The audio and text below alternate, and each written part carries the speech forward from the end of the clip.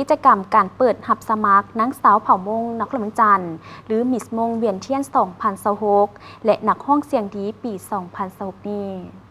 โครงการประกวดครั้งนี้ถือเป็นโอกาสสำคัญสำหรับนางสาวเผ่ามงเนื่องจากว่าทางฮั่นคำภูวงและสวนบดาเผ่าได้เปิดหับสมัครผู้เข้าประกวดนางสาวเผ่ามงนักเมืองจันทร์ประจำปี 2026 หรือมิสมงเวียนเทียน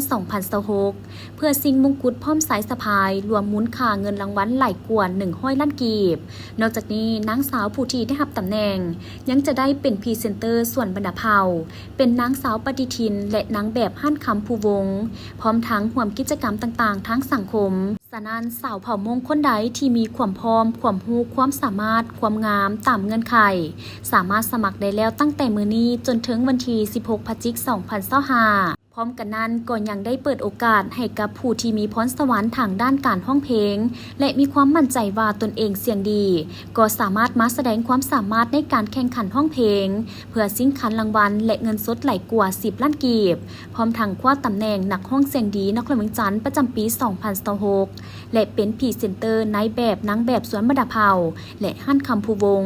พร้อมทั้งร่วมกิจกรรมต่างๆทั้งสังคมปัจจุบันได้เปิดรับสมัครแล้วนับตั้งแต่มื้อนี้จนถึงวันที่ 14 พฤศจิกายน 2025 หรือสามารถติดตามได้ที่เพจ Facebook สวนบดาเผ่าซึ่งกิจกรรมดังกล่าวก็เพื่อเป็นการส่งเสริมการท่องเที่ยวภายในนครเมืองจันทร์ก็คือสาธารณรัฐประชาธิปไตยประชาชนลาวให้มีขบวนฝึกฟื้นและเพื่อสร้างบรรยากาศในงานบุญหน่อเป็ดเจ้าอยู่สวนบดาเผ่าอีกด้วยและอีกอย่างหนึ่งก็เพื่อเป็นการอนุรักษ์รักษาฮิตของประเพณีอันดีงามของบรรดาเผ่าคือดังทุกๆปีนอกจากกิจกรรมที่กล่าวมานั้นแล้วภายในงานก็ยังมีกิจกรรมหลากหลายอย่างเช่นมีตลาดนัดมีการแกว่งไข่และบาสีสู่ขวัญตามฮิตของเผ่ามงมีโยนหมากคอนและกิจกรรมอื่นๆอีกหลายอย่าง